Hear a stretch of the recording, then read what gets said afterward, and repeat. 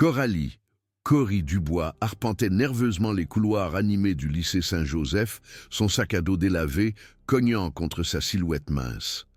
Dépassant à peine le mètre 55, avec des tresses corbeaux indomptables qui défiaient toute tentative de les discipliner, elle avait compris très tôt que se fondre dans la masse était sa seule défense. Son sweat à capuche vert olive ample tombait lâchement sur son corps frêle, soigneusement choisi pour dissimuler sa forme fragile sous des couches de tissu. Des lunettes rondes à monture écaille se balançaient dangereusement sur son petit nez en trompette, glissant sans cesse lorsqu'elle se précipitait entre les cours. Elle s'était inscrite à Saint-Joseph seulement 2 trimestres auparavant, lorsque sa mère, infirmière itinérante, avait accepté un nouveau poste, et l'adaptation s'était avérée plus difficile que tout leur déménagement précédent. Le campus s'étendait sur plusieurs pâtés de maisons dans la banlieue de Bois-Joli, sa façade de pierre patinée accueillant près de 1500 adolescents qui semblaient naviguer dans le paysage social avec une aisance qui leur échappait totalement. La plupart du temps, Cory réussissait à passer inaperçue, mangeant son déjeuner préparé seule dans la salle informatique et restant silencieuse pendant les projets de groupe. À l'insu de ses camarades, Cory avait passé les 6 dernières années à s'entraîner à l'aïkido dans des centres sociaux à travers 4 régions différentes. Sa mère, une femme pragmatique, avait insisté pour qu'elle apprenne l'autodéfense en raison de leur déménagement constant. Chaque matin avant les cours et chaque soir après les devoirs, elle pratiquait des postures, des projections et des techniques d'évitement dans leur appartement exigu. Sa petite corpulence était trompeuse. Sous ses vêtements amples se cachaient des muscles nerveux et des réflexes félins aiguisés par d'innombrables heures de pratique. Mais Cory avait conclu un accord avec sa mère avant de commencer à Saint-Joseph. Pas de bagarre, sauf si absolument essentiel. Ne pas attirer l'attention, ne pas risquer les problèmes scolaires qui pourraient compromettre la carrière d'infirmière de sa mère. Elle tolérait donc les rires lorsqu'elle laissait tomber ses livres, les remarques marmonnées sur ses vêtements de seconde main et la façon dont les autres élèves semblaient la traverser du regard. Le problème a vraiment commencé pendant sa 3e semaine, lorsqu'elle est accidentellement entrée en collision avec Étienne Leclerc près du tableau d'affichage du club de débat. Étienne culminait à 1,88 m avec des cheveux noirs impeccablement coiffés et l'assurance que procure le fait d'être capitaine de l'équipe de basket-ball. Son blouson aviateur de marque épousait ses larges épaules, et ses yeux sombres portaient le détachement froid de quelqu'un d'habitué à obtenir ce qu'il voulait. « Fais attention où tu vas, la binoclarde », s'était moqué Étienne, sa voix assez forte pour attirer l'attention des adolescents à proximité. Lorsque Cory a murmuré des excuses et a essayé de passer, il a attrapé son sac à dos et l'a jeté de son épaule. « Je te parle, la myope. » Les instincts d'entraînement de Cory lui criaient de réagir, d'utiliser la force de sa prise contre lui, mais les avertissements de sa mère ont résonné plus fort. Elle s'est contentée de ramasser ses cahiers éparpillés pendant que les acolytes d'Étienne, Aurélien Garnier et Clément Rossi, ricanent et font des blagues sur ses chaussures de friperie. Les incidents ont lentement dégénéré. Étienne et sa bande la heurtaient accidentellement dans le réfectoire, faisant tomber son simple sandwich sur le sol. Il faisait tomber ses dossiers de sa main dans le couloir, puis donnait des coups de pied dans ses feuilles d'exercice alors qu'elle essayait de les ramasser. Pendant l'éducation physique, Aurélien lui lançait des ballons prisonniers directement à la tête, prétendant que cela faisait partie du jeu, tandis que leur professeur, M. Dubois, restait commodément préoccupé. Les pires incidents se sont produits dans l'escalier ouest du département d'art, un passage sombre entre les étages que la plupart des élèves évitaient en raison du faible éclairage et de la façon dont les échos rebondissaient sur les murs carrelés. Étienne a découvert que Cory utilisait cet itinéraire pour éviter les foules, et il a commencé à chronométrer ses apparitions pour qu'elles coïncident avec les siennes. Il l'a piégée sur le palier entre le 1er et le 2e étage, assez près pour qu'elle puisse sentir son eau de Cologne coûteuse mélangée à la faible odeur de chewing-gum. « Personne ne sait même que tu existes ici », chuchotait-il, se tenant juste assez près pour la mettre mal à l'aise sans la toucher réellement. « Tu pourrais disparaître demain et pas une seule âme ne le remarquerait. » Cory se pressait contre le mur car l'effroi, les poings serrés fermement sur les côtés, luttant contre toutes les envies qui lui disaient de frapper d'abord et de poser des questions ensuite. Elle pensait à l'évaluation de performance imminente de sa mère, à la déception dans ses yeux si elle était suspendue pour s'être battue. Alors elle attendait qu'Étienne s'ennuie et s'en aille, puis passait le reste de la journée à essayer d'empêcher ses mains de trembler. Le schéma a persisté pendant des semaines. Étienne semblait prendre un plaisir particulier à la cibler pendant les pauses déjeuner, lorsque le réfectoire était bondé d'observateurs qui riaient ou détournaient délibérément le regard. Il passait devant sa table, un petit coin près des poubelles de recyclage où elle mangeait seule, et renversait accidentellement sa bouteille d'eau ou balayait sa nourriture sur le sol. Ses acolytes fournissaient des commentaires, l'insultant de noms qui faisaient rougir ses joues de honte et de colère. « Regardez, c'est la fille fantôme », annonçait Aurélien chaque fois qu'il la repérait. « Je parie qu'elle n'a même pas de copain d'où elle vient. » Clément préférait l'intimidation physique, utilisant son avantage de taille pour la dominer chaque fois qu'elle essayait d'accéder à son casier. Il claquait la porte métallique juste au moment où elle attrapait ses manuels scolaires, attrapant parfois ses doigts dans le processus. Quand elle haletait de douleur, il lui demandait avec moquerie si elle avait besoin d'aller à l'infirmerie, puis ricanait quand elle secouait la tête et s'éloignait précipitamment. Tout au long de tout cela, Cory a observé les réactions des autres élèves ou leur absence. Son partenaire de laboratoire en biologie, un garçon timide nommé Léo, jetait un coup d'œil compatissant dans sa direction, mais ne prenait jamais la parole quand Étienne faisait des remarques bruyantes sur l'apparence de Cory. Les élèves qui étaient assis près d'elle en cours d'histoire se tortillaient mal à l'aise quand Aurélien donnait accidentellement des coups de pied répétés dans sa chaise, mais ils gardaient les yeux rivés sur leur manuel et ne disaient rien. Même les professeurs semblaient déterminés à maintenir une dénégation plausible. Madame Durand fronçait les sourcils lorsque des perturbations se produisaient dans sa classe, mais manquait toujours le moment où Étienne chuchotait des remarques cruelles, où Aurélien envoyait des trombones sur la tête de Cory.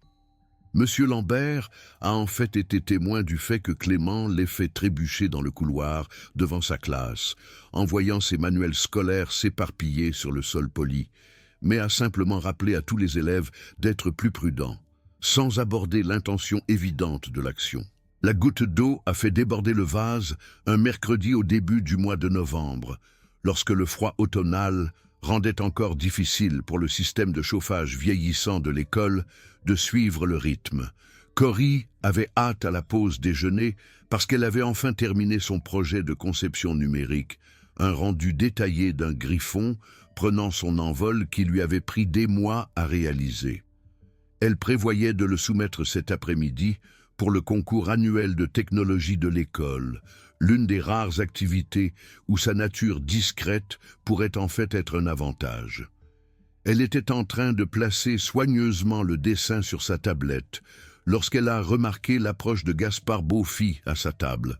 Gaspard était différent de la plupart des élèves de Saint-Joseph. Il préférait les musées d'art aux événements sportifs, portait des t-shirts de groupes de rock vintage au lieu de marques de créateurs et avait de 12 yeux noisettes derrière des lunettes à monture métallique semblables aux siennes. Il avait été le seul élève à offrir une sympathie sincère lorsqu'elle avait fait tomber tout son plateau de déjeuner 3 semaines plus tôt, l'aidant même à nettoyer le gâchis, pendant qu'Étienne et ses acolytes riaient de l'autre côté du réfectoire. « Salut, Cory !» dit doucement Gaspard, se glissant sur le siège en face d'elle. « Ça te dérange si je m'assois ici ?» La réunion du club de débat a été annulée, et manger seul devient assez déprimant. Cory sentit son cœur battre la chamade en hochant la tête, fermant soigneusement sa tablette pour protéger son œuvre d'art. Gaspard était la première personne à Saint-Joseph à rechercher sa compagnie volontairement, et elle s'est retrouvée à sourire alors qu'ils parlaient de leur amour commun pour les romans graphiques et les films fantastiques. Pendant 15 précieuses minutes, elle a oublié Étienne Leclerc et ses jeux cruels. C'est alors qu'Étienne est apparu à leur table, Aurélien et Clément le flanquant comme des gardes du corps. Ses yeux étaient froids de la colère particulière qu'il réservait aux situations qu'il ne pouvait pas contrôler, et Cory a immédiatement réalisé que son bref moment de bonheur avait en quelque sorte menacé son ordre social soigneusement entretenu. « Eh bien, dit Étienne, sa voix portant à travers les tables voisines. On dirait que la binoclarde a trouvé une autre binoclarde avec qui traîner. » Gaspard leva les yeux calmement, bien que Cory puisse voir de la tension dans ses épaules. « Est-ce que tu as besoin de quelque chose, Étienne ?»« Ce dont j'ai besoin, » répondit Étienne, tendant la main pour saisir la tablette de Cory, « c'est de voir sur quoi notre petit artiste a travaillé si secrètement. » L'entraînement de Cory s'est déclenché automatiquement. Elle a bougé pour intercepter sa main avec un bloc défensif qui aurait redirigé son élan et potentiellement foulé son poignet. Mais à la dernière seconde, les avertissements de sa mère ont inondé son esprit et elle a hésité juste assez longtemps pour qu'Étienne arrache la tablette. « S'il te plaît, chuchota-t-elle, se levant de sa chaise, « rends-la-moi. » Étienne ouvrit la tablette avec une emphase théâtrale, affichant son dessin de griffon pour que les tables environnantes puissent le voir. « Oh, regardez tout le monde! La fille fantôme nous a fait une image !»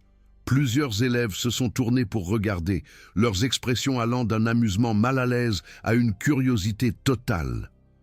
Cory sentit son visage brûler alors qu'Étienne continuait sa performance, agitant son œuvre d'art comme un trophée.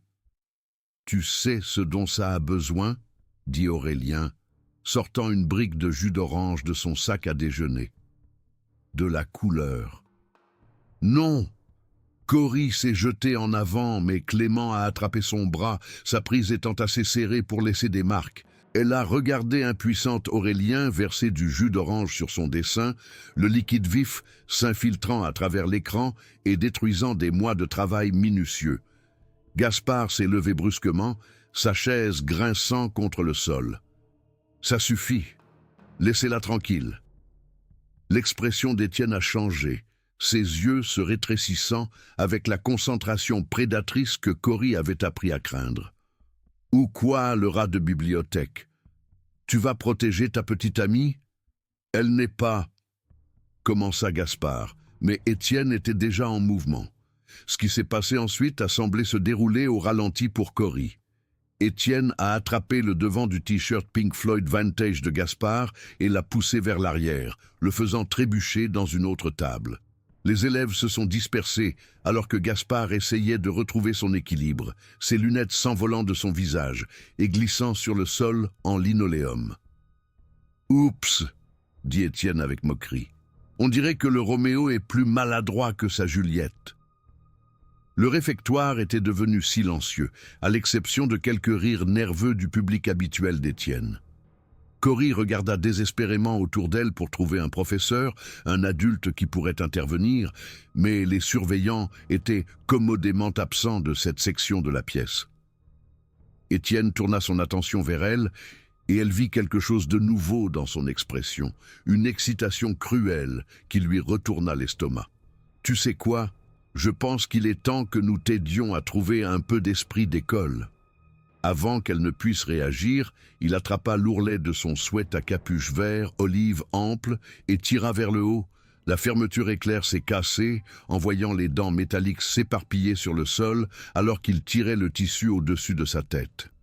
Le simple t-shirt gris de Cory offrait peu de couverture, et elle pouvait entendre des halètements et des chuchotements des élèves qui regardaient alors qu'elle se tenait là, exposée et humiliée. Le temps sembla figé pendant un moment, qui ressembla à une éternité. Cory se tenait au centre du réfectoire, son sweat à capuche dans les mains d'Étienne, ne portant qu'un mince t-shirt qui la laissait se sentir complètement vulnérable. Elle pouvait voir Gaspard lutter pour trouver ses lunettes, son visage rouge de colère et d'embarras. Elle pouvait entendre les chuchotements commencer, le bruit des téléphones sortis pour capturer son humiliation pour la postérité des médias sociaux.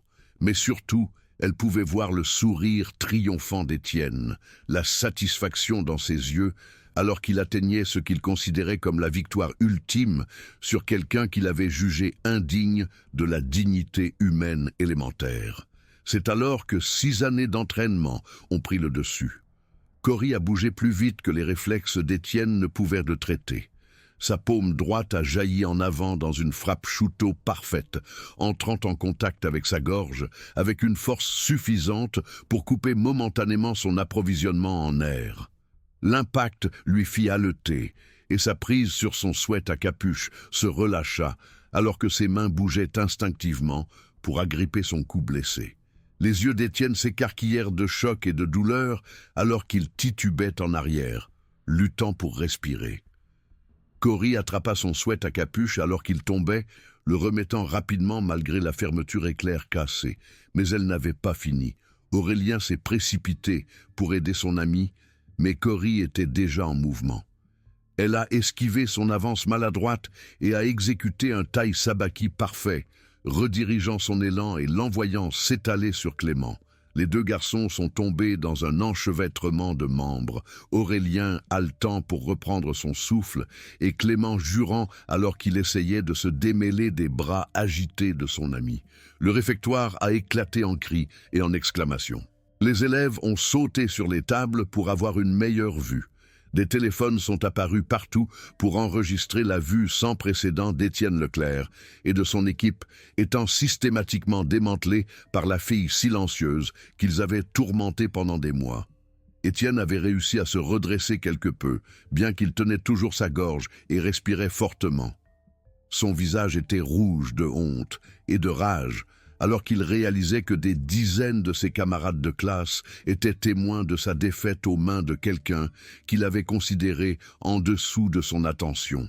« Espèce de... » commença-t-il, se jetant en avant les poings levés. Cory esquiva son attaque maladroite avec une grâce fluide, attrapant son bras tendu et exécutant un Kotegaeshi parfait, un verrou de poignet qui l'envoya s'étaler sur une table voisine. Les plateaux de déjeuner ont volé et Étienne a atterri le visage le premier dans un tas de purée de pommes de terre et de sauce, ses cheveux parfaitement coiffés maintenant dégoulinant de nourriture de réfectoire. Clément s'était finalement remis sur ses pieds et avait encerclé derrière elle, essayant d'attraper ses bras et de les épingler sur les côtés. Mais Cory s'entraînait pour des situations exactement comme celle-ci depuis qu'elle avait 10 ans. Elle a laissé tomber son poids et a exécuté un Nushiro Ukemi parfait, un roulement arrière qui lui a permis d'échapper à sa prise et de balayer jambes sous lui avec un mouvement que son sensei lui avait fait pratiquer des milliers de fois. Clément a heurté le sol durement, sa tête entrant en contact avec le linoléum avec un son qui a fait grimacer plusieurs élèves. Il resta allongé là, gémissant, complètement étourdi, et ne montrant aucune inclination à poursuivre le combat. Aurélien était toujours à genoux, tenant son estomac et essayant de reprendre son souffle. Il leva les yeux vers Cory avec un respect nouveau et plus qu'un peu de peur, reconsidérant clairement toutes les pensées qu'il aurait pu avoir de se joindre au conflit. Étienne se releva lentement de la table, la purée de pommes de terre glissant de son visage, alors qu'il essayait de retrouver une certaine semblance de dignité.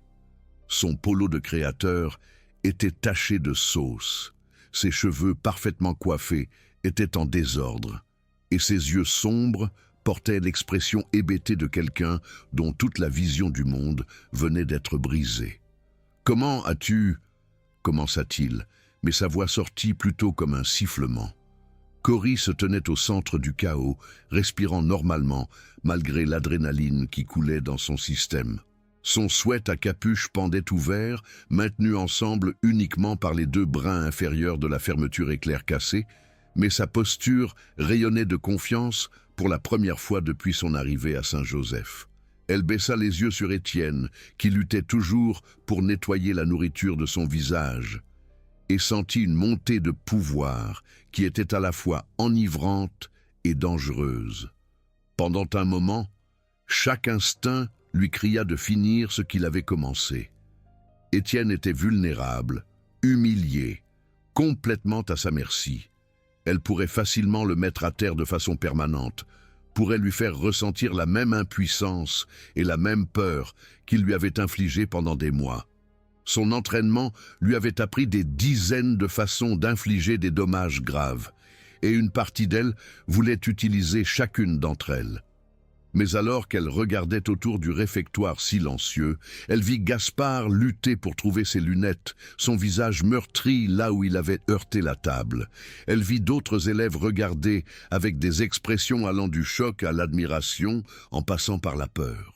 Et elle se souvint des paroles de sa mère sur la différence entre la force et la cruauté, entre se défendre et devenir le monstre que l'on combat. « Lève-toi », dit-elle doucement, tendant sa main vers Étienne. Il fixa sa main tendue, comme si elle pouvait le mordre, ses yeux papillonnant entre son visage et les dizaines d'élèves qui enregistraient tout sur leur téléphone. Après un long moment, il accepta à contre-cœur son aide, lui permettant de le remettre sur ses pieds, malgré l'humiliation évidente d'avoir besoin de l'aide de quelqu'un qu'il avait considéré comme faible. « Ce n'est pas fini », marmonna Étienne, mais sa voix manquait de son autorité habituelle. Il tenait toujours sa gorge, et son visage était devenu pâle sous les taches de nourriture. « Si, c'est fini », répondit calmement Cory. « Et si tu me touches encore, moi ou qui que ce soit d'autre comme ça, la prochaine fois, je ne retiendrai pas mes coups. » Le réfectoire resta silencieux pendant plusieurs secondes, avant d'éclater dans le chaos. Les élèves se sont précipités en avant, certains pour vérifier l'état des garçons blessés, d'autres pour féliciter Cory ou lui demander comment elle avait appris à se battre comme ça. Plusieurs personnes lui ont offert leur propre veste pour remplacer son sweat à capuche endommagé, tandis que d'autres ont aidé Gaspard à localiser ses lunettes et ont offert de la glace pour ses ecchymoses. En quelques minutes, l'histoire s'était répandue dans toute l'école via les médias sociaux et les messages textes. Les vidéos du combat ont circulé plus vite que l'administration ne pouvait confisquer les téléphones. Et à la fin de la journée, Coralie Dubois était passée d'une personne invisible à une légende de l'école. Les suites immédiates ont entraîné un défilé d'administrateurs, des appels téléphoniques aux parents et de longues réunions dans le bureau du proviseur. Mais le témoignage des témoins était accablant. Des dizaines d'élèves se sont présentés pour décrire des mois de harcèlement croissant, l'humiliation délibérée et l'agression finale d'Étienne qui avait déclenché la réponse de Cory. Les caméras de sécurité ont confirmé leur récit, montrant Étienne attrapant son sweat à capuche pendant qu'elle essayait de se couvrir et de se retirer. Étienne Leclerc a reçu une suspension de 2 semaines pour agression et harcèlement. Aurélien et Clément ont eu 3 jours chacun pour leur participation. Tous les 3 ont été tenus de suivre une thérapie de gestion de la colère et d'écrire des excuses formelles qui seraient lues à haute voix lors des annonces du matin. Cory a reçu une journée de suspension à l'école pour s'être battu, mais la punition ressemblait plus à une formalité qu'à une discipline véritable. Même le proviseur, monsieur le maire, semblait secrètement heureux que quelqu'un ait enfin résisté au comportement d'Étienne, bien qu'il ne puisse pas officiellement cautionner la violence comme solution à l'intimidation. Les changements à Saint-Joseph ont été immédiats et spectaculaires. Les élèves qui avaient auparavant regardé à travers Cory l'ont maintenant approché avec un respect curieux, voulant en savoir plus sur ses antécédents en aïkido et comment elle avait appris à se battre. Les professeurs, qui avaient été commodément aveugles au harcèlement, sont soudainement devenus beaucoup plus attentifs à la dynamique de la classe. Plus important encore, d'autres élèves qui avaient été la cible de la cruauté d'Étienne ont trouvé leur voie. Léo, du cours de biologie, a admis qu'il avait voulu aider, mais qu'il avait eu peur de devenir lui-même une cible. Plusieurs élèves de première année se sont présentés avec leurs propres histoires d'intimidation et de harcèlement. La culture de la peur qu'Étienne avait soigneusement cultivée a commencé à s'effondrer lorsque les gens ont réalisé qu'il n'était ni invincible ni intouchable. Gaspard est devenu une présence régulière à la table de Cory au déjeuner, leur amitié s'approfondissant en quelque chose qui faisait battre son cœur la chamade chaque fois qu'il lui souriait. Il ne lui a jamais demandé de mener ses batailles, mais son soutien discret et son admiration sincère l'ont aidé à trouver un équilibre entre son entraînement de guerrière et son désir de s'intégrer pacifiquement. Étienne lui-même a subi la transformation la plus spectaculaire. L'humiliation d'être vaincu si publiquement, combinée à la perte de son statut social, l'a forcé à affronter la réalité de son comportement. Ses excuses, quand elles sont finalement venues, étaient maladroites, mais semblaient sincères. « Je n'ai jamais pensé à ce que ça faisait », a-t-il admis lors d'une conversation privée 3 semaines après l'incident du réfectoire.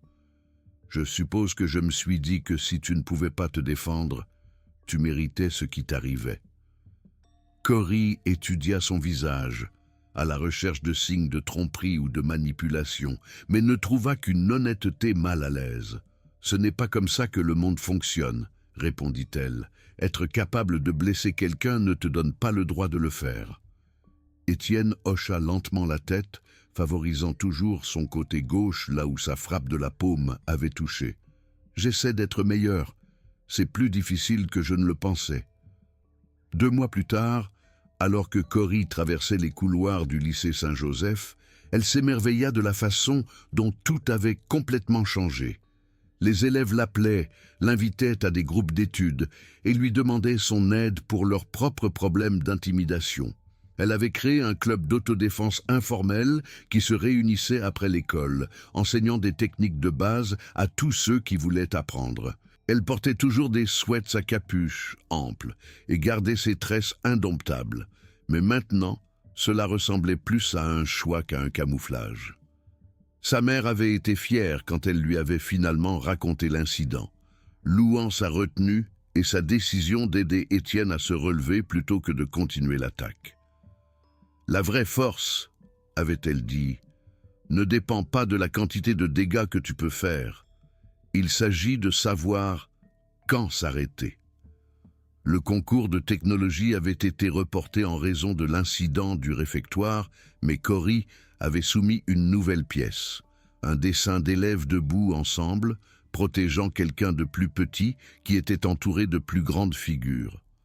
Elle l'a appelé « Trouver sa voie » et il a remporté la première place du concours à l'échelle de l'école. Alors qu'elle était assise dans le réfectoire avec Gaspard et leur cercle d'amis grandissant, Cory réfléchit à l'étrange voyage qui l'avait amené à ce moment. Elle avait appris que l'invisibilité n'était pas toujours une protection, que parfois la seule façon de trouver la paix était d'être disposée à se battre pour elle, et que se défendre ne devait pas signifier devenir la chose même que l'on combattait. Le griffon qu'elle avait dessiné des mois plus tôt avait disparu, détruit par le jus d'orange et la cruauté. Mais comme la bête mythique qu'il représentait, quelque chose de nouveau était né de ses cendres, plus fort, plus féroce et impossible à ignorer.